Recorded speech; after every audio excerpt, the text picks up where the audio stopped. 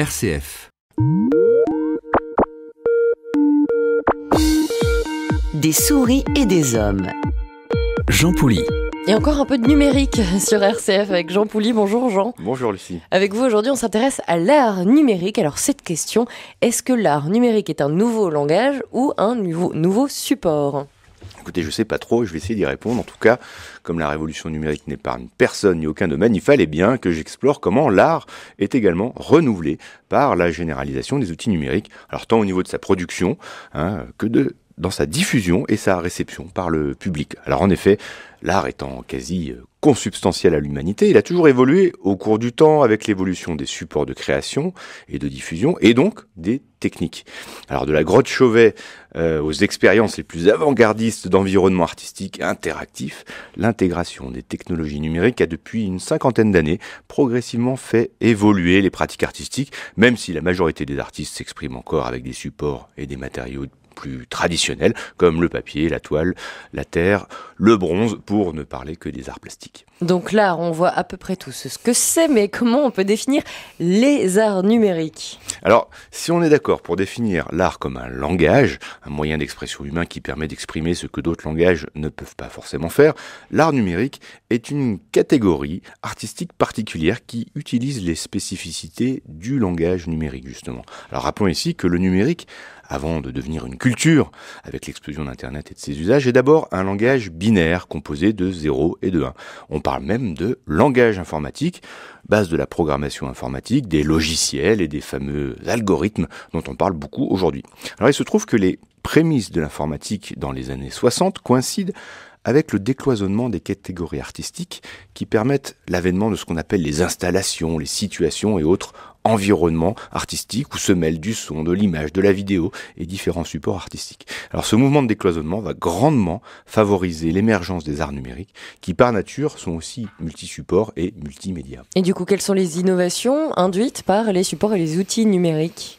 Alors c'est une constante dans le numérique. Le point qu'on appelle le plus disruptif que permet le numérique, c'est-à-dire le plus en rupture par rapport aux technologies plus anciennes, c'est incontestablement l'interactivité. Alors le spectateur peut, enfin, devenir pleinement acteur de l'œuvre. C'est d'ailleurs un reproche que les artistes opposaient avant à l'ordinateur, accusés d'isoler son utilisateur et de ne pouvoir pleinement impliquer le corps et ses capacités sensorielles. C'est donc plutôt vers ce qu'on va appeler l'art des interfaces que les artistes vont donc se tourner.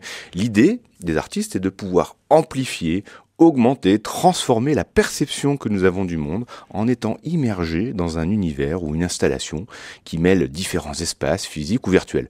C'est le couronnement justement de ce qu'on appelle les environnements de réalité virtuelle ou réalité augmentée, qui constituent aujourd'hui les grandes catégories des arts numériques. Rappelons que dès 1994, au début du web, l'artiste Chair Davis explorait les possibilités de l'œuvre de réalité virtuelle avec une œuvre qui s'appelait Osmose, une expérience artistique qui proposait une navigation virtuelle rythmé par la respiration grâce à un visiocasque et une combinaison truffée de capteurs. Et ça veut dire que concrètement, les artistes ont besoin désormais de quel matériel, de quel logiciel ? Ben oui, c'est un peu fini les pinceaux et le burin du sculpteur. Il faut changer et donc c'est un peu la place à différents matériels comme les capteurs sensoriels justement, les casques stéréoscopiques, les bases de données tridimensionnelles et les tours cybernétiques. Donc l'artiste doit se plonger dans un outillage numérique de plus en plus complexe, mêlant à la fois ce qu'on appelle le hardware, avec du nouveau matériel qui fait appel notamment à la robotique et aux interfaces homme-machine, et dans le software avec le monde des logiciels, les possibilités offertes par l'intelligence artificielle, et puis le monde des données. Et on va vers quoi avec ces nouvelles formes de création ? Quelles sont les perspectives ? Bon, on peut dire que le numérique peut-être est en train de donner de nouvelles frontières à l'art, qui d'une certaine façon tournait un petit peu en rond depuis la fin des grands plasticiens du XXe siècle et l'avènement de ce qu'on appelle la postmodernité. Alors l'arrivée du numérique est sans doute une révolution majeure dans l'art, comme il l'est pour les sociétés humaines. L'art ayant toujours eu les supports de son époque, il est assez logique que les artistes se saisissent des opportunités offertes par les nouvelles technologies numériques pour s'exprimer. Ils peuvent être d'ailleurs aussi des vigies, des phares, pour nous alerter aussi sur les limites de ces technologies qui envahissent peu à peu nos vies, jusqu'à interroger la notion même d'humanité avec les mouvements transhumanistes. Et du coup, ça nous amène vers les limites de ces nouveaux supports artistiques. Eh ben, il y en a une qui est assez importante, à laquelle on n'avait pas forcément pensé. À l'heure de la restauration justement de la grotte Chauvet, dont les peintures ont été exécutées il y a près de 30 000 ans, nous devons nous interroger sur la durabilité de l'art numérique. Étant donné l'obsolescence programmée des machines électroniques qui servent de support à l'art numérique, la question de leur conservation se pose de façon aiguë. Et puis, est-ce que ces nouvelles formes d'expression artistique ne sont pas toujours et aussi réservées à un public restreint, à une élite et un microcosme, pour ne pas dire un groupe de geeks? Eh ben, pas toujours, en tout cas pas seulement. Et parce que c'est une des caractéristiques majeures du numérique, sa capacité à démocratiser l'accès aux outils de communication, et pas seulement dans leur consommation, mais aussi dans leur production.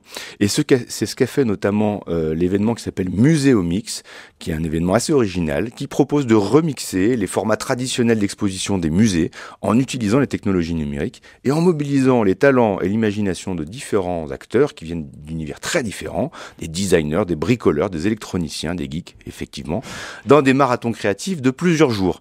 Et le succès de ce format dynamique et convivial va même être prochainement appliqué à l'Église lors du week-end de la Pentecôte de cette année. Alors une centaine de passionnés de Dieu et des technologies, et oui, ça existe, investiront l'église de Sainte-Blandine de Lyon pour explorer, tester et créer les nouvelles formes d'expression artistique et liturgique à l'heure d'Internet, des robots, des QR codes et des réseaux sociaux. Alors cet événement, unique en son genre, s'appelle Hack My Church et il invite tous les curieux à venir découvrir ces prototypes le lundi de Pentecôte à partir de 16h. Donc le rendez-vous est pris. Venez très nombreux. Merci beaucoup Jean Pouly. Et d'ailleurs notez qu'à l'occasion d'Hack My Church, ne vous laissez pas refroidir par le nom de cet événement. RCF organisera une émission spéciale qui sera diffusée lundi à 18h45. On vous y retrouvera d'ailleurs Jean Pouly avec Valérie Admet. Rendez-vous lundi à 18h15, pas 18h45. Et c'est lundi 25 mai sur RCF.